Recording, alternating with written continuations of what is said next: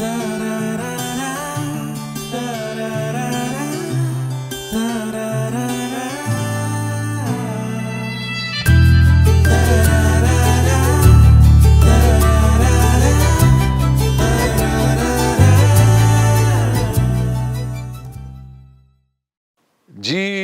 Reigns, യേശു വാഴുന്നു ശുശ്രൂഷകളിലേക്ക് നിങ്ങൾക്ക് സ്വാഗതം.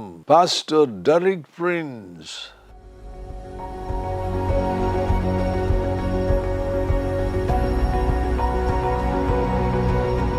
ദൈവം വളരെ ശക്തമായി ഉപയോഗിച്ച കർത്താവിൻ്റെ ഉപദേഷ്ടാവ്, ബൈബിൾ ടീച്ചർ, അപ്പോസ്റ്റൽ, പാസ്റ്റർ, വിവിധ നിലകളിൽ ദൈവം പ്രയോജനപ്പെടുത്തിയ പാസ്റ്റർ ഡെറിക് പ്രിൻസ് അവരുകളെ കുറിച്ചുള്ള ചില അനുഭവങ്ങളാണ് ഞാൻ നിങ്ങളുമായി പങ്കുവയ്ക്കുവാൻ ആഗ്രഹിക്കുന്നത്. 1915 ഇന്ത്യയിലാകുന്നു ഡെറിക് പ്രിൻസ് ജനിച്ചത്. ബ്രിട്ടീഷ് ദമ്പതികളുടെ ഏക മകനായി ജനിച്ച പാസ്റ്റർ ഡെറിക് പ്രിൻസ് അവരുകൾ ഇന്ത്യയിലായിരുന്നു 5 വയസ്സ് വരെ. 5-ാം വയസ്സായപ്പോൾ മാതാപിതാക്കൾക്ക് മനസ്സിലായി ഇംഗ്ലണ്ടിൽ അയച്ച് തങ്ങളുടെ മകനെ പഠിപ്പിക്കണമെന്ന്. അതുകൊണ്ട് അമ്മയും മകനും കൂടെ കപ്പലിൽ കയറി 1920 അവർ ഇംഗ്ലണ്ടിലേക്ക് യാത്ര ചെയ്തു. ഇംഗ്ലണ്ടിലെത്തിയതിനു ശേഷം ആദ്യമായി കഠിനമാകുന്ന ഒരു ദുഃഖം ഡെറിക് അനുഭവിക്കുകയാണ്. തൻ്റെ അമ്മ തിരിച്ച് ഇന്ത്യയിലേക്ക് മടങ്ങുന്ന സന്ദർഭത്തിൽ അമ്മയോട് യാത്ര പറയുമ്പോൾ ഡെറിക് പ്രിൻസിൻ്റെ ഹൃദയം തകർന്നുപോയി.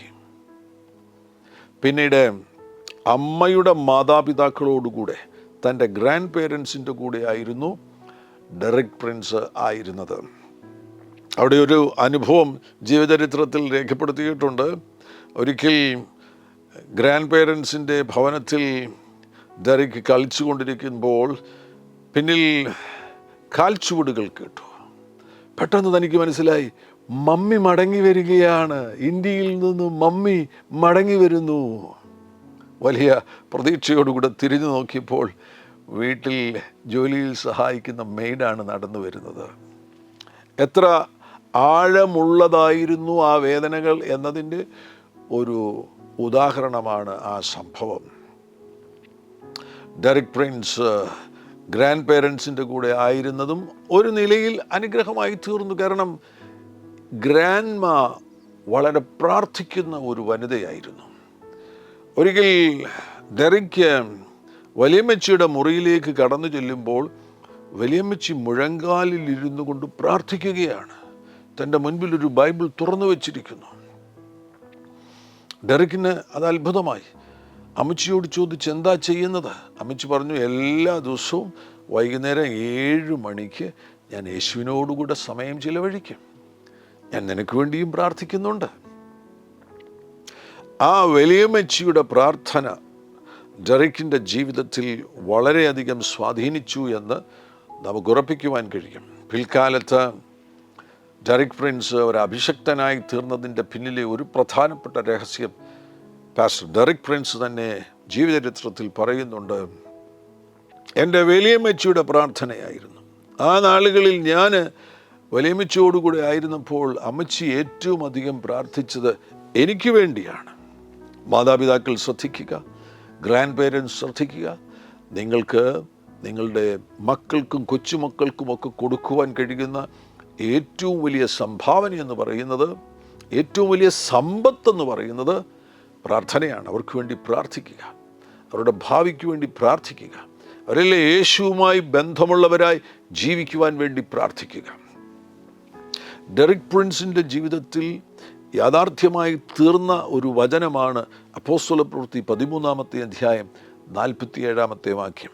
നീ ഭൂമിയുടെ അറ്റത്തോളം രക്ഷയാകേണ്ടതിന് ഞാൻ നിന്നെ ജാതികളുടെ വെളിച്ചമാക്കി വച്ചിരിക്കുന്നു എന്ന് കർത്താവ് ഞങ്ങളോട് കൽപ്പിച്ചിട്ടുണ്ട് എന്ന് പറഞ്ഞു. ഇത് തന്നെയാണ് ഈ വചനം. അതേപോലെ തന്നെയാണ് പാസ്റ്റർ ഡെറിക് പ്രിൻസിൻ്റെ ശുശ്രൂഷയിൽ നിവർത്തിക്കപ്പെട്ടത്. നീ ഭൂമിയുടെ അറ്റത്തോളം രക്ഷയാകേണ്ടതിന് ഞാൻ നിന്നെ ജാതികളുടെ വെളിച്ചമാക്കി വച്ചിരിക്കുന്നു. പഠനകാലത്ത് വളരെ ബുദ്ധിമാനാണ് ഈ വിദ്യാർത്ഥി എന്ന് തെളിയിക്കപ്പെടുകയുണ്ടായി. അങ്ങനെയാണ് തനിക്ക് ഉന്നതമാകുന്ന സ്കൂളുകളിൽ പഠിക്കുവാനുള്ള അവസരം ലഭിച്ചത്. അവിടുത്തെ ഏറ്റവും പ്രമുഖരുടെ മക്കൾ പഠിക്കുന്ന സ്കൂളിൽ പഠിക്കുവാനുള്ള അവസരം ലഭിച്ചു.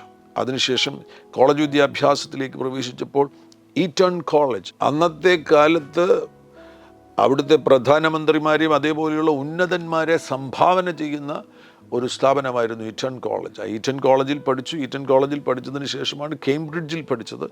കേംബ്രിഡ്ജിൽ കിങ്സ് കോളേജിൽ വിദ്യാർത്ഥിയായിരുന്നു. തൻ്റെ വിദ്യാഭ്യാസ കാലത്ത് വളരെ ഇൻ്റലിജൻ്റ് ആയിട്ടുള്ള, വളരെ ബുദ്ധിമാനായിട്ടുള്ള ഒരു വിദ്യാർത്ഥിയായിരുന്നു എന്ന് വിദ്യാഭ്യാസത്തിലൂടെ തെളിയിക്കപ്പെടുകയുണ്ടായി. കേംബ്രിഡ്ജിൽ പഠിച്ച് 1941 കേംബ്രിഡ്ജ് ഗ്രാജുവേറ്റായി തീരുകയാണ്. കേംബ്രിഡ്ജ് ഗ്രാജുവേറ്റായി തീർന്ന ആ സമയത്തൊക്കെയാണ് ലോകമഹായുദ്ധം ആരംഭിക്കുന്നത്. രണ്ടാം ലോകമഹായുദ്ധം ആരംഭിക്കുമ്പോൾ അന്ന് പട്ടാളത്തിൽ നിർബന്ധ സേവനമുണ്ടായിരുന്നു. കുട്ടികൾ, പ്രത്യേകിച്ചും കോളേജ് വിദ്യാർത്ഥികൾ, അങ്ങനെയുള്ള മേഖലയിലായിരിക്കുന്ന യൗവനക്കാർ അവർ ആർമിയിൽ സേവനമനുഷ്ഠിക്കേണ്ടത് ആവശ്യമാണ്. ഡെറിക് പ്രിൻസിൻ്റെയും അതിനുവേണ്ടിയുള്ള സമയം വന്നു. ആർമിയിലേക്ക് പ്രവേശിക്കുവാനുള്ള അവസരം വന്നു കഴിഞ്ഞപ്പോൾ തനിക്ക് തോക്കെടുത്ത് യുദ്ധം ചെയ്യുവാൻ മനസ്സില്ലാത്തത് കൊണ്ട് തനിക്ക് ലഭിച്ചത് ഒരു റോയൽ ആർമി മെഡിക്കൽ വിങ്ങിൽ ഉള്ള പ്രവേശനമാണ് ലഭിച്ചത്. അദ്ദേഹം പറഞ്ഞു, എനിക്ക് തോക്കെടുത്ത് യുദ്ധം ചെയ്യാൻ കഴിയത്തില്ല, അതുകൊണ്ട് ഒരു മെഡിക്കൽ ഡിപ്പാർട്ട്മെൻറ്റിൽ തനിക്ക് ജോലി ചെയ്യുവാനുള്ള അവസരം ലഭിച്ചു. പട്ടാളക്കാരനായി തീർന്നു. എന്നാൽ ആ സമയത്ത് വളരെ മോശമായ ഒരു ജീവിതമാണ് ഈ യൗവനക്കാരൻ നയിച്ചുകൊണ്ടിരിക്കുന്നത്. കോളേജിലായിരിക്കുമ്പോൾ, സ്കൂളിലായിരിക്കുമ്പോഴൊക്കെ ഈ ബാല്യകാല മുറിവുകളുണ്ടല്ലോ, ആന്തരികമായിട്ടുള്ള മുറിവുകൾ, മമ്മിയെയും പപ്പായെയും വേർപിരിഞ്ഞ് ജീവിക്കുക, ഇതൊക്കെ വരുത്തിയ മുറിവുകൾ. തുടർമാനമായിട്ട് ഡെറിക് അനുഭവിച്ച ഒരു പീഡനമാണ് ഏകാന്തത എന്ന് പറയുന്നത്, ലോൺലിനെസ്. എനിക്കാരുമില്ല എന്നുള്ളൊരു തോന്നൽ തന്നെ എപ്പോഴും അനുഗമിച്ചു കൊണ്ടിരുന്നു. ഇതൊക്കെ മുഖാന്തരമായിട്ട് വളരെ മോശമായ ഒരു ജീവിതശൈലി ബാല്യകാലത്തുണ്ടായിരുന്നു. ദൈവമായിട്ടൊരു ബന്ധവുമില്ല.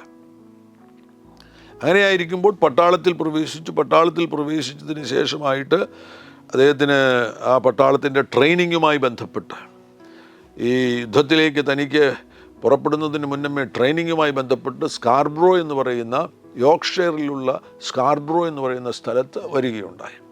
അവിടെ ആർമി ബാരക്കിൽ താമസിക്കുന്ന സന്ദർഭത്തിൽ ഒരു സോൾജർ തൻ്റെ അരികിൽ വന്നിട്ട്, ഇതൊക്കെയായിരുന്നെങ്കിലും അറിവിന് വേണ്ടി ബൈബിൾ വായിക്കുമായിരുന്നു. ഒരു ദിവസം ഇരുന്ന് ബൈബിൾ വായിക്കുന്നത് കണ്ട ഒരു സോൾജർ വന്നിട്ട് പരിചയപ്പെടുകയുണ്ടായി. അപ്പോൾ ആ സോൾജർക്ക് ചില ആഴമേറിയ വിശ്വാസ അനുഭവങ്ങളുണ്ടായിരുന്നു. അദ്ദേഹം ഒരു തീവ്രവാദിയെ പോലെയാണ് ഡെറിക്കിന് അപ്പോൾ തോന്നിയത്. എന്തായാലും അദ്ദേഹം യേശുവിനെക്കുറിച്ച് പറയുവാൻ തുടങ്ങി. മാത്രമല്ല, ഒരു ഞായറാഴ്ച അതിനു മുന്നമേ തന്നെ ഈ ഡെറിക്കിനോട് പറഞ്ഞു, ഈ ഞായറാഴ്ച ഞാനൊരു ആരാധന സ്ഥലം കണ്ടെത്തിയിരിക്കുകയാണ്, നമുക്ക് രണ്ടുപേർക്കും കൂടെ അവിടെ പോകാമെന്ന് പറഞ്ഞു. ഡെറിക്കിനൊരു താല്പര്യമില്ല. അങ്ങനെയുള്ള കാര്യങ്ങളിലോ മതപരമാകുന്ന കാര്യങ്ങളിൽ പ്രവേശിക്കണമെന്ന് ഒരു താല്പര്യവുമില്ല. എന്നാൽ ഈ സോൾജർ നിർബന്ധിച്ചു കഴിഞ്ഞപ്പോൾ ഈ സോൾജറിൻ്റെ കൂടെ ചർച്ചിലേക്കൊന്ന് പോയേക്കാം. ഡെറിക് പ്രിൻസ് മുൻപ് ആംഗ്ലിക്കൻ ചർച്ചുകളിൽ പോയിട്ടുണ്ട്. എന്നാൽ ഇവിടെ ഇത് ഒരു മുറിക്കകത്തൊരു 40ഓളം പേരിരുന്ന് പാട്ടുപാടി ആരാധിക്കുന്നു. ഒരു വ്യത്യസ്തമാകുന്ന അനുഭവം അവിടെ ചെന്നു. ഇദ്ദേഹം കേംബ്രിഡ്ജിൽ നിന്നുള്ളൊരു സ്കോളറാണ്. കേംബ്രിഡ്ജിൽ നിന്ന് ഗ്രാജുവേറ്റ് ആയിരിക്കുന്ന ഒരു സ്കോളർ അവിടെ ഇരിക്കുകയാണ്. നോക്കിയപ്പോൾ ചുറ്റുമുള്ളവരെല്ലാം സാധാരണക്കാരാണ്. അവിടെ അന്ന് പ്രസംഗിക്കുന്ന, അല്ലെങ്കിൽ ആ ചർച്ചിൻ്റെ പാസ്റ്റർ എന്ന് പറയുന്നത് ഒരു മുൻ ടാക്സി ഡ്രൈവറാണ്. ടാക്സി ഡ്രൈവർ പ്രസംഗിക്കാൻ എഴുന്നേറ്റു എന്ന് പ്രസംഗിക്കാൻ തുടങ്ങി. കേംബ്രിഡ്ജിലെ സ്കോളറാണ് ഇരിക്കുന്നത്, ഡെറിക് പ്രിൻസ്.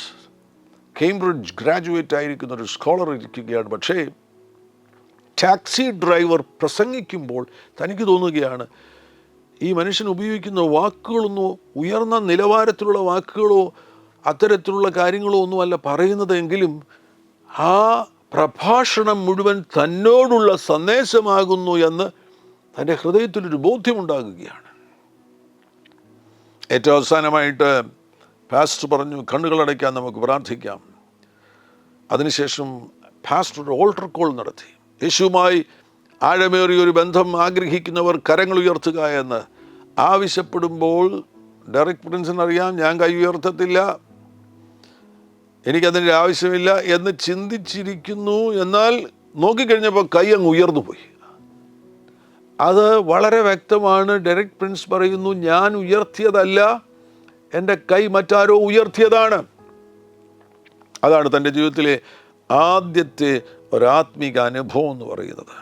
ഒരു ചെറിയ ചർച്ചിലേക്ക് പോകുവാൻ വേണ്ടി തൻ്റെ കൂടെ ജോലി ചെയ്യുന്ന ഒരു സോൾജർ ക്ഷണിക്കുകയുണ്ടായി. ഇതൊക്കെ ഓർത്തുകൊള്ളണം. ഇങ്ങനെയുള്ള ചില കാര്യങ്ങൾ നിങ്ങൾ ചെയ്യുമ്പോൾ, യേശുവുമായി ബന്ധമില്ലാത്തൊരാളിനെ നിങ്ങൾ ചർച്ചിലേക്ക് ക്ഷണിക്കുമ്പോൾ, അതൊക്കെ പിൽക്കാലത്ത് വരുത്തുന്ന നല്ല ഫലങ്ങളെക്കുറിച്ചുള്ള വെളിപ്പാടുണ്ടാകണം.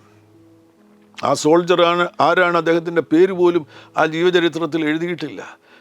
ആ സോൾജർ ചർച്ചിലേക്ക് ഡെറിക് പ്രിൻസിനെ കൊണ്ടുപോയി. തൻ്റെ ആദ്യത്തെ ആത്മീക അനുഭവം, ആദ്യത്തെ യേശുവുമായിട്ടുള്ള എൻകൗണ്ടർ. ഓരോരോ കാര്യങ്ങൾ ശ്രദ്ധിക്കുക. ഈ മീറ്റിംഗ് കഴിഞ്ഞു, അറിയാതെ കൈ ഉയർത്തി. ഈ രണ്ട് സോൾജേഴ്സ് അവർ ചർച്ചിൽ നിന്ന് മടങ്ങിപ്പോകുവാൻ തുടങ്ങുമ്പോൾ പെട്ടെന്നിതാ ഒരു പ്രായമുള്ള സ്ത്രീ ഓടി വന്നിട്ട് പറയുകയാണ്, ഇവർ പുതുതായിട്ട് വന്നവരാണെന്ന് മനസ്സിലാക്കിയിട്ട് ഓടി വന്ന് പറയുകയാണ്, നിങ്ങൾ രണ്ടുപേരും എൻ്റെ കൂടെ എൻ്റെ വീട്ടിൽ വന്ന് ഭക്ഷണം കഴിച്ചേ പോകാവൂ. ഒരു ചർച്ചിൽ വന്ന അപരിചിതരാകുന്ന രണ്ടുപേരെ വീട്ടിലേക്ക് വിളിച്ച് ഭക്ഷണം കൊടുക്കുവാൻ ആ മാതാവ് തയ്യാറാകുന്നു. ഇതൊക്കെയാണ് ചില വ്യക്തികളെ യേശുവിലേക്ക് അടുപ്പിക്കുന്നത്. ജീവിതം തകർന്ന് രക്ഷപ്പെടുവാൻ ഒരു സാധ്യതയുമില്ലാത്ത ചില വ്യക്തികളെ യേശുവിലേക്ക് അടുപ്പിക്കുവാൻ വേണ്ടി നമ്മിൽ നിന്ന് പുറപ്പെടുന്ന സ്നേഹം, നമ്മിൽ നിന്ന് പുറപ്പെടുന്ന സഹോദരീയ സ്നേഹം.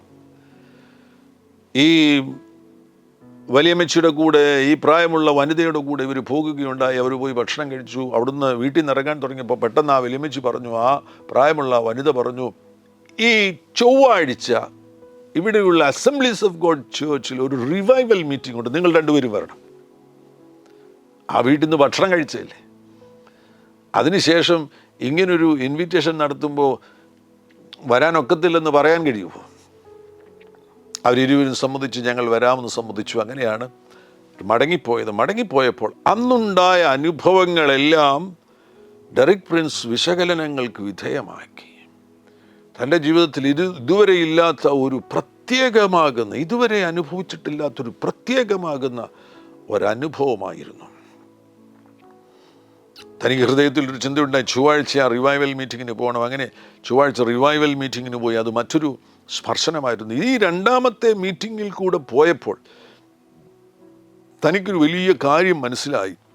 എനിക്കൊരു മാറ്റം ആവശ്യമാണ്. ഇപ്പോഴുള്ള നിലവാരത്തിൽ ഞാൻ ജീവിച്ചാൽ പോരാ എന്നുള്ള ഒരു തോന്നലുണ്ടായി. ആ ദിവസങ്ങളിലെല്ലാം എങ്ങനെയെങ്കിലും ഒന്ന് കർത്താവുമായിട്ട്, യേശുവുമായിട്ടുള്ളൊരു ബന്ധം സ്ഥാപിക്കണമെന്നുള്ള ആഗ്രഹമുണ്ടായി. ഒരു രാത്രിയിലായപ്പോൾ അതങ്ങ് വർദ്ധിച്ചു. തൻ്റെ ബാരക്കിൽ കിടന്നുറങ്ങുന്ന ആ മറ്റേ സോൾജർ, വേറൊരു സോൾജറുണ്ട്, വേറൊരു സോൾജറാണ് തൻ്റെ റൂമിലുള്ളത്, ഒരു ജൂയിഷ് സോൾജറാണ്. അദ്ദേഹം ആ ബാരക്കിൽ കിടന്നുറങ്ങുമ്പോൾ രാത്രിയിൽ എഴുന്നേറ്റിരുന്ന് പ്രാർത്ഥിക്കുവാൻ വേണ്ടി ശ്രമിക്കുകയാണ്. ശ്രമം വിജയിക്കുന്നില്ല. മുന്നോട്ട് ശ്രമിക്കുന്നു, വീണ്ടും ശ്രമിക്കുന്നു. ഏകദേശം 1 മണിക്കൂറോളം ശ്രമിച്ചു കഴിഞ്ഞിട്ടും കണക്റ്റാകുന്നില്ല. തനിക്കറിയാം, ഞാൻ ആ ആത്മതലവുമായിട്ട് കണക്റ്റാകുന്നില്ല. ഇത്തരത്തിലുള്ള പശ്ചാത്തലങ്ങളൊന്നുമുള്ള വ്യക്തിയല്ല. കേവലം ആംഗ്ലിക്കൻ ചർച്ചിൽ ചില മുൻകാല അനുഭവങ്ങൾ, ആംഗ്ലിക്കൻ ചർച്ചിൽ പോവുക, അങ്ങനെയുള്ള കാര്യങ്ങൾ മാത്രമേ സംഭവിച്ചിട്ടുള്ളൂ. എന്നാൽ ഇവിടെ പ്രാർത്ഥിക്കുവാൻ വേണ്ടി ഒരു ശ്രമം നടത്തുകയാണ്. ഏകദേശം 1 മണിക്കൂർ കഴിഞ്ഞപ്പോൾ തനിക്ക് മനസ്സിലായി, ഞാൻ ഏതോ മേഖലയുമായിട്ട്, ഏതോ ഒരു പ്രതലവുമായിട്ട് കണക്റ്റായിരിക്കുന്നു. തൻ്റെ മുറിയിൽ മറ്റാരോ ഒരാൾ ഉള്ളതുപോലെ തനിക്ക് അനുഭവിക്കുവാൻ തുടങ്ങുകയാണ്. അതൊരു എൻകൗണ്ടർ ടൈം ആയിരുന്നു. ആ മുറിയിൽ മറ്റാരോ ഉള്ളതുപോലെ തനിക്ക് അനുഭവിക്കുവാൻ കഴിയുന്നു. വലിയൊരു ആശയവിനിമയം നടക്കുകയാണ്. ചില കാര്യങ്ങൾ ഡെറിക്ക് അങ്ങോട്ട് പറയുന്നു, മറ്റു ചില കാര്യങ്ങൾ ആ ആത്മലോകത്തിൽ നിന്ന് തനിക്ക് കേൾക്കുവാൻ കഴിയുന്നു. അങ്ങനെ ഒരു ആശയവിനിമയം നടക്കുകയാണ്. ഈ മുറിയിൽ മറ്റാരോ ഉള്ളതായിട്ട് തനിക്ക് മനസ്സിലാകുന്നു. ആ ആൾ ഹോളി സ്പിരിറ്റ് ആകുന്നു എന്ന് മനസ്സിലാകുന്നു. ഡെറിക് പ്രിൻസിന് ഈ കാര്യങ്ങളെക്കുറിച്ചൊന്നും ഗഹനമായിട്ടുള്ള ഒരു പരിചയമോ പഠനമോ ഒന്നും നടത്തിയിട്ടില്ല. പെന്തക്കോസ്റ്റൽ ചർച്ചസിൽ ഒന്നും പോയിട്ടില്ല. ആദ്യമായിട്ട് ഒരു പ്രാവശ്യമാണ് ഈ കഴിഞ്ഞ സൺഡേയിൽ പെന്തക്കോസ്റ്റൽ ചർച്ചിൽ പോയത്. ഇതാ ഈ രാത്രിയിൽ ഒരു എൻകൗണ്ടർ സംഭവിക്കുമ്പോൾ തനിക്ക് മനസ്സിലാകുന്നു തൻ്റെ മുറിയിൽ ഹോളി സ്പിരിറ്റ് ഉണ്ട് എന്ന് മനസ്സിലാകുകയാണ്. ജീവിതത്തിൽ വലിയൊരു വ്യതിയാനം സൃഷ്ടിച്ച സംഭവമായിരുന്നു ആ രാത്രിയിൽ. അത്ഭുതകരമാകുന്ന ഒരു പരിവർത്തനം സംഭവിച്ചു. തൻ്റെ ജീവിതം യേശുവിന് വേണ്ടി സമ്പൂർണ്ണമായി സമർപ്പിക്കുകയാണ്. ഈ ഒരു അനുഭവത്തിന് ശേഷം പതിവ് പോലെ പിറ്റേ ദിവസം മദ്യപിക്കുവാൻ വേണ്ടി മദ്യം ലഭിക്കുന്ന സ്ഥലത്തേക്ക് പോകുന്നു. അവിടെ ചെന്ന് അകത്തോട്ട് കയറാൻ വേണ്ടി ശ്രമിക്കുമ്പോൾ കാലനങ്ങുന്നില്ല. അവിടെ നിന്ന് ശ്രമിച്ചു, കാലനങ്ങുന്നില്ല. അങ്ങനെ അദ്ദേഹം തിരിച്ചു വരികയാണ്. തിരിച്ചു വന്നപ്പോൾ അദ്ദേഹത്തിന് മനസ്സിലായി, ഞാൻ പഴയ മനുഷ്യനല്ല, എനിക്ക് പഴയതുപോലെ ജീവിക്കുവാൻ കഴിയുകയില്ല. ഭയങ്കര ഒരു രൂപാന്തരീകരണമുണ്ടായി. സ്കാർബ്രോയിൽ വെച്ച് സംഭവിച്ച ആ സംഭവത്തോടുകൂടെ യേശുവുമായിട്ടുള്ള ബന്ധത്തിൽ എത്തിച്ചേർന്നു. പിന്നീട് അതൊരു വലിയൊരു ലോങ് സ്റ്റോറിയാണ്. വീണ്ടും ആ പെന്തക്കോസ്റ്റൽ ചർച്ചിലേക്ക് പോവുകയുണ്ടായി. അവരെല്ലാം പ്രാർത്ഥിക്കുന്ന സന്ദർഭത്തിൽ ഒരു അത്ഭുതം സംഭവിച്ചു. ഡെറിക് പ്രിൻസ് അവറുകൾ പരിശുദ്ധാത്മാവിനാൽ നിറഞ്ഞ് അന്യഭാഷകളിൽ സംസാരിക്കുവാൻ തുടങ്ങി. ഇത് 1941 ഏപ്രിലാണ് സ്കാർബ്രോയിൽ എത്തിച്ചേരുന്നത്. അപ്പോൾ ഏപ്രിൽ, മെയ്, ജൂൺ ആ സമയങ്ങളിലാണ് ഇത് സംഭവിക്കുന്നത്. ചില മാസങ്ങൾ മാത്രമേ അവിടെ ഉണ്ടായിരുന്നുള്ളൂ. സെപ്റ്റംബർ ആയിക്കഴിഞ്ഞപ്പോഴേക്കും ഇവരുടെ യൂണിറ്റ് ആഫ്രിക്കയിലേക്ക് യുദ്ധത്തിന് വേണ്ടി പോവുകയാണ്. സെപ്റ്റംബറിൽ 1941 സെപ്റ്റംബർ മാസത്തിൽ. അപ്പോൾ ഏപ്രിൽ മുതൽ സെപ്റ്റംബർ വരെയാണ് ഈ സ്കാർബ്രോയിൽ ഉണ്ടായിരുന്നത്. ചർച്ചിൽ എന്നായിരിക്കും പോയത്, ചിലപ്പോൾ മെയ്യിലോ എല്ലാം ആയിരിക്കും ചർച്ചിൽ പോയത്. അപ്പോൾ മെയ്, ജൂൺ, ജൂലൈ, ഓഗസ്റ്റ് 4 മാസത്തെ അനുഭവങ്ങൾ മാത്രമേ ഉള്ളൂ. 4 മാസം ഈ ചർച്ചിൽ പോയി പരിശുദ്ധാത്മാഭിഷേകം പ്രാപിച്ചു ചില കാര്യങ്ങളൊക്കെ മനസ്സിലാക്കിയതിന് ശേഷം സെപ്റ്റംബറിൽ ഇവരുടെ പട്ടാള യൂണിറ്റ് ആഫ്രിക്കയിലേക്ക് യുദ്ധത്തിന് വേണ്ടി, സെക്കൻഡ് വേൾഡ് വാർ കൊടുമ്പിരി കൊണ്ട് നിൽക്കുന്ന സമയമാണ്. യുദ്ധത്തിന് വേണ്ടി അവർ പുറപ്പെടുകയാണ്. ആ യുദ്ധത്തിന് വേണ്ടി പുറപ്പെടുന്ന സന്ദർഭത്തിൽ അവിടെ നിന്ന് യാത്രയാകുന്നു, ആഫ്രിക്കയിൽ എത്തിച്ചേരുന്നു. ആഫ്രിക്കയിൽ എത്തിച്ചേർന്നതിന് ശേഷമായിട്ട് പിന്നീടുള്ള ചില അനുഭവങ്ങൾ, എല്ലാ സ്റ്റോറീസും പങ്കുവയ്ക്കുവാൻ കഴിയില്ലല്ലോ, ചില അനുഭവങ്ങൾ ഞാൻ പങ്കുവയ്ക്കാം. ആഫ്രിക്കയിലായിരുന്ന സന്ദർഭത്തിൽ പട്ടാളത്തിൽ പ്രവർത്തിക്കുകയാണ്. പട്ടാളത്തിൽ പ്രവർത്തിച്ചു കൊണ്ടിരിക്കുമ്പോൾ തൻ്റെ ദൗത്യം എന്ന് പറയുന്നത് യുദ്ധത്തിൽ മുറിവേൽക്കുന്ന പടയാളികളെ കൊണ്ടുവന്ന് ചികിത്സിക്കുക, അവരുടെ മുറിവുകളെ കെട്ടുക, പ്രധാനപ്പെട്ട ഹോസ്പിറ്റലിലേക്ക് അവരെ അയക്കുക. ഈ ഒരു ചുമതലയിലാണ്. അവരുടെ ഒരു ടീമുണ്ട്, 10 പേരടങ്ങുന്ന ഒരു ടീം മെഡിക്കൽ ഹെൽപ്പിൽ പ്രവർത്തിച്ചു കൊണ്ടിരിക്കുകയാണ്. എപ്പോൾ വേണമെങ്കിൽ എന്തും സംഭവിക്കാം. യുദ്ധത്തിൻ്റെ മുൻനിരയിലാണ്. വേണമെങ്കിൽ ഒരു വെടിയുണ്ട വന്ന് തൻ്റെ ജീവിതത്തെയും ഇല്ലാതെയാക്കുവാൻ കഴിയും.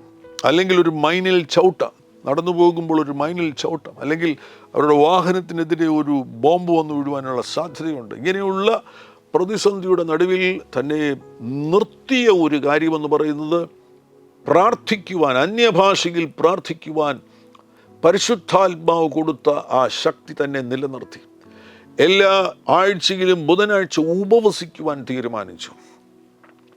എപ്പോഴൊക്കെ സമയം ലഭിക്കുമോ അപ്പോഴെല്ലാം വചനം വായിക്കുവാൻ തീരുമാനിച്ചു. ഇതാണ് ഈ ഒരു സ്പിരിച്വൽ പ്രാക്ടീസാണ്. ഒരു ഡേഞ്ചർ വരുമ്പോൾ പെട്ടെന്ന് അകത്ത് മനസ്സിലാകും, ഇന്ന ഇടത്ത് ഡേഞ്ചറുണ്ട്. മറ്റേതെങ്കിലും ഒരു പ്രശ്നം വരുമ്പോൾ ഇന്ന ഇടത്ത് ഈ പ്രശ്നമുണ്ട്. അവർക്ക് അന്ന് ആഫ്രിക്കയിൽ വെള്ളം കിട്ടാനാണ് ബുദ്ധിമുട്ട്. അപ്പോൾ തൻ്റെ ഹൃദയത്തിൽ ബോധ്യം ഉണ്ടാകും, ഇന്ന സ്ഥലത്തേക്ക് പോയാൽ വെള്ളം ലഭിക്കും, ഇന്നയിടത്ത് കിണറുണ്ട്, ഇന്നയിടത്ത് വെള്ളത്തിൻ്റെ ഒരു ഉറവയുണ്ട്.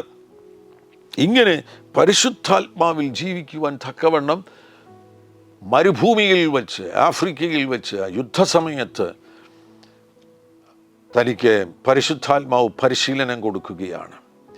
അവിടെ ഉണ്ടായ ഒരു അനുഭവം ഞാൻ പങ്കുവയ്ക്കുന്നു. ഇതെല്ലാം ശുശ്രൂഷയിൽ വളർച്ച ലഭിക്കുവാൻ വേണ്ടിയുള്ള ഒരു പരിശീലനമാണ്. വേണമെങ്കിൽ ഒരു ബൈബിൾ സ്കൂൾ എന്ന് വിളിക്കുവാൻ കഴിയും. ശരീരത്തിൽ ഈ മരുഭൂമിയിലുള്ള യാത്ര, മണലാരണ്യത്തിലൂടെയുള്ള യാത്ര, ഈ ചൂട്, ഇതിൻ്റെ എല്ലാം നടുവിലായിരിക്കുമ്പോൾ ഒരു സ്കിൻ ഡിസീസ് ഡെവലപ്പ് ചെയ്യുകയുണ്ട്. ഒരു വല്ലാത്ത ത്വക്ക് രോഗം തൻ്റെ ശരീരത്തിൽ വന്നു. പിന്നീട് പരിശോധിച്ചപ്പോൾ അത് ക്രോണിക് എക്സീമയാണ് എന്ന് മനസ്സിലായി. കൈറോയിലെ ഹോസ്പിറ്റലിൽ ചെന്ന് കഴിഞ്ഞപ്പോൾ അവരവിടുന്ന് എൽ ബാൽത്ത എന്ന് പറയുന്ന ഒരു സ്ഥലത്തുള്ള ഹോസ്പിറ്റലിലേക്ക് തന്നെ അയക്കുകയുണ്ടായി. അവിടെ അഡ്മിറ്റ് ആയിരിക്കുകയാണ്. ഈ രോഗം കുറയുന്നില്ല, ഇത് വർദ്ധിച്ചുകൊണ്ടിരിക്കുന്ന സന്ദർഭത്തിൽ ഡെറിക് എന്ന് പറയുന്ന ഒരു യങ് സോൾജർ, യേശുവിൽ വിശ്വസിക്കുന്ന ഒരു യങ് സോൾജർ ആശുപത്രിയിൽ ഈ നിലയിൽ എക്സിമ മൂലമായിട്ട് വല്ലാത്ത ദുരിതം അനുഭവിക്കുന്നു എന്നുള്ള അറിവ് സാൽവേഷൻ ആർമിയിൽ പ്രവർത്തിക്കുന്ന ഒരു മിസ് റോസ് എന്ന് പറയുന്ന ഒരു അമ്മച്ചിക്ക് അറിവ് ലഭിക്കുകയുണ്ടായി. ഈ പ്രാർത്ഥിക്കുന്ന മാതാക്കൾ, പ്രാർത്ഥിക്കുന്ന പ്രാർത്ഥനാ വീരന്മാർ, അവരുടെ സംഭാവന എന്ന് പറയുന്നത് വളരെ വിലപ്പെട്ടതാണ്. ഈ മാതാവിന്, സാൽവേഷൻ ആർമിയിൽ പ്രവർത്തിക്കുന്ന മിസ് റോസ് എന്ന് പറയുന്ന ഈ മാതാവിന് അറിവ് ലഭിച്ചു. ഒരു പരിശുദ്ധാത്മാവിനാൽ നിറഞ്ഞൊരു മാതാവായിരുന്നു. സാൽവേഷൻ ആർമിയിൽ അന്ന് പരിശുദ്ധാത്മാഭിഷേകം അങ്ങനെ സാധാരണമായിരുന്നില്ല. ഇന്നും പരിശുദ്ധാത്മാഭിഷേകം അവരുടെ ഇടയിൽ അധികം അവരനുഭവിക്കുന്നില്ല. ഈ റോസ് എന്ന് പറയുന്ന ഈ മാതാവ് പരിശുദ്ധാത്മാഭിഷേകം പ്രാപിച്ചൊരു മാതാവായിരുന്നു. ആ മാതാവ് ഡെറിക് പ്രിൻസിന് വേണ്ടി പോയി പ്രാർത്ഥിക്കണമെന്നുള്ള ഹൃദയത്തിൽ ശക്തമാകുന്ന ബോധ്യമുണ്ടായി. പരിശുദ്ധാത്മാവ് കൊടുത്ത ബോധ്യമാണ്. എങ്ങനെ പോകും? ദൂരം വളരെ ഉണ്ട്. അപ്പോൾ ഒരു കാർ ആവശ്യമാണ്. അങ്ങനെ ന്യൂസിലാൻഡുകാരനാകുന്ന ഒരു ഡ്രൈവറെ ലഭിച്ചു, ഒരു കാറ് ലഭിച്ചു.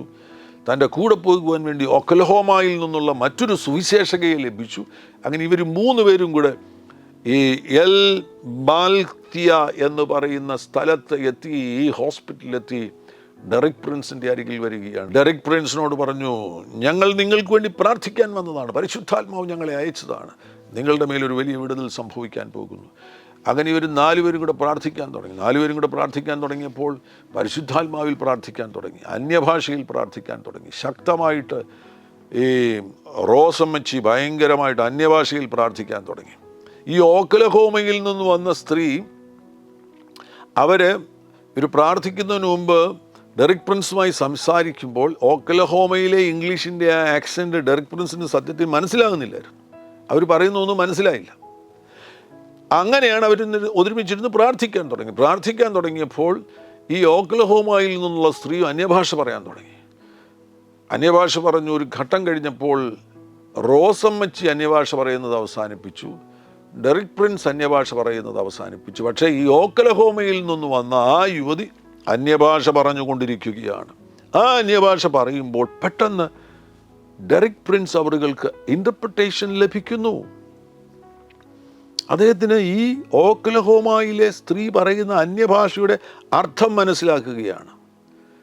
ഇതായിരുന്നു ഈ സ്ത്രീ അന്യഭാഷയിൽ പറഞ്ഞത്. Consider the work of Calvary. കാൽവറിയിൽ ദൈവം ചെയ്ത കാര്യം, അതിൽ ശ്രദ്ധ കേന്ദ്രീകരിക്കുക. Consider the work of Calvary a perfect work, perfect in every respect and perfect in every aspect. ഇതാണ് ഇവർ അന്യഭാഷ പറയുന്നത്. Consider the work of Calvary a perfect work, perfect in every respect and perfect in every aspect. പ്രാർത്ഥന കഴിഞ്ഞു. ഈ അമ്മച്ചിയും കൂടെ വന്നവരും തിരിച്ചുപോയി. പക്ഷേ ഡെറിക് പ്രിൻസിന് മെസ്സേജ് കിട്ടി.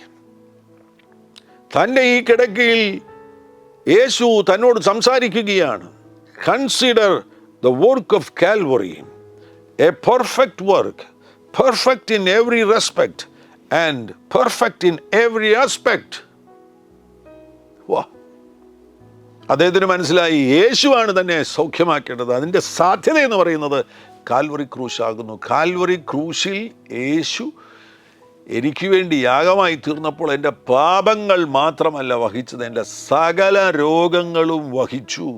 അന്യഭാഷയിൽ നിന്ന് കിട്ടിയ ഇൻ്റർപ്രിട്ടേഷനാണ് തൻ്റെ ലൈഫിനെ ചേഞ്ച് ചെയ്ത് ഹീലിംഗ് യാഥാർത്ഥ്യമാകുന്നു എന്നുള്ളൊരു വെളിപ്പാടിലേക്ക് കൊണ്ടുവരുന്നത്. മരുഭൂമിയിലാണ്, അവിടെ ബൈബിൾ കോളേജൊന്നുമില്ല, അഭിഷക്തന്മാരുടെ പ്രീച്ചിങ് ഒന്നും അന്ന് കേൾക്കാൻ കഴിയത്തില്ല, അന്ന് യൂട്യൂബില്ല, അന്ന് ഈ ആധുനിക സംവിധാനങ്ങളൊന്നുമില്ല, ആരും പഠിപ്പിച്ചു കൊടുക്കാനില്ല.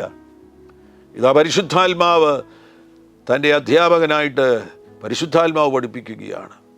ബൈബിൾ എടുത്തിട്ട് ഹീലിംഗ് സ്ക്രിപ്ചേഴ്സ് ബ്ലൂ കളർ കൊണ്ട് മാർക്ക് ചെയ്യാൻ തുടങ്ങി. കുറച്ച് കഴിഞ്ഞപ്പം ബൈബിൾ ഓൾമോസ്റ്റ് ബ്ലൂ കളറായി തീർന്നു. അങ്ങനെ വായിച്ചു പോകുന്ന സന്ദർഭത്തിലാണ് സദൃശ്യവാക്യങ്ങളിൽ എത്തിച്ചേർന്നു. സദൃശ്യവാക്യം 4-ാമത്തെ അധ്യായത്തിൽ നിന്ന് ഹീലിങ്ങിൻ്റെ വാക്യം വായിക്കുകയാണ്. മകനെ, എൻ്റെ വചനങ്ങൾക്ക് ശ്രദ്ധ തിരിക്കുക, എൻ്റെ മൊഴികൾക്ക് നിൻ്റെ ചെവി ചായ്ക്കുക. അവ നിൻ്റെ ദൃഷ്ടിയിൽ നിന്ന് മാറിപ്പോകരുത്. നിൻ്റെ ഹൃദയത്തിൻ്റെ നടുവിൽ അവയെ സൂക്ഷിച്ചു വയ്ക്കുക. അവയെ കിട്ടുന്നവർക്ക് അവ ജീവനും അവരുടെ സർവ്വദേഹത്തിനും സൗഖ്യവുമാകുന്നു. അവയെ കിട്ടുന്നവർക്ക് അവ ജീവനും അവരുടെ സർവ്വദേഹത്തിനും സൗഖ്യവുമാകുന്നു എന്നുള്ള ഭാഗം വായിച്ചു.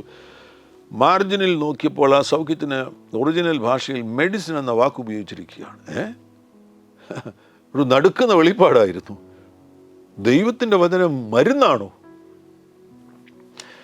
ഡെറിക് പ്രിൻസ് ഇപ്പോൾ മെഡിക്കൽ ഫീൽഡിലാണ് പ്രവർത്തിക്കുന്നത്.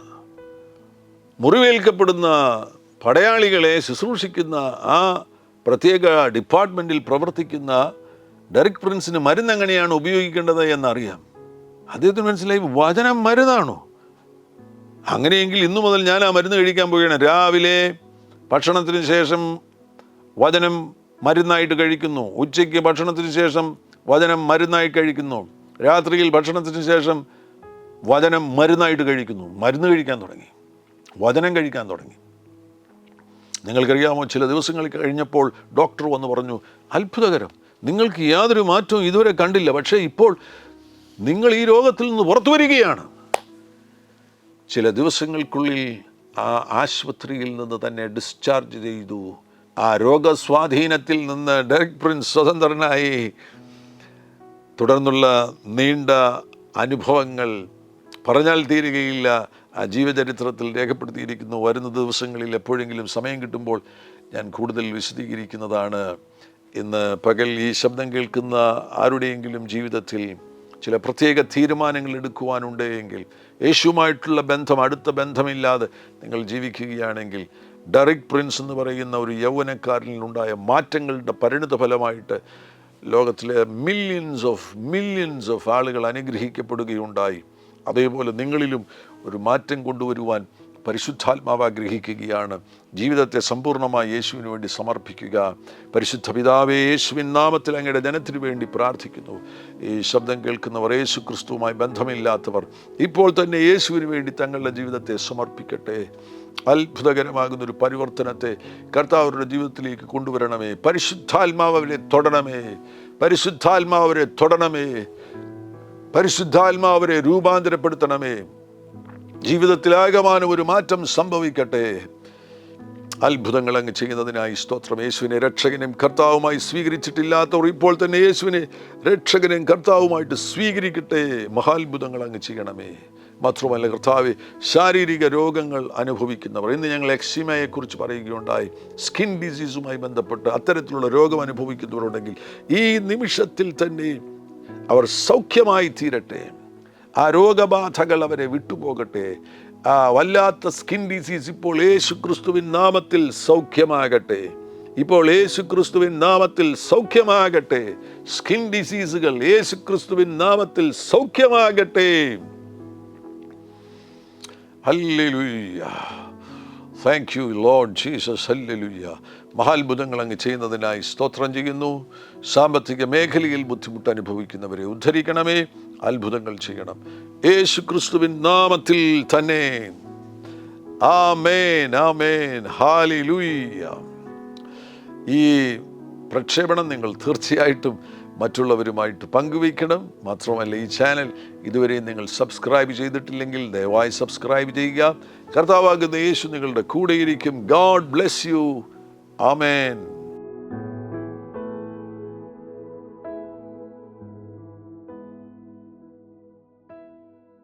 എല്ലാ പ്രഭാതത്തിലും 3 മിനിറ്റ് നീണ്ടു നിൽക്കുന്ന ഒരു ചെറിയ സന്ദേശം വാട്സപ്പിൽ അയക്കുന്നുണ്ട്. നിങ്ങൾക്കത് ലഭിക്കണമെന്ന ആഗ്രഹമുണ്ടെങ്കിൽ സ്ക്രീനിൽ കാണുന്ന നമ്പറിൽ ഒരു മെസ്സേജ് അയയ്ക്കുക.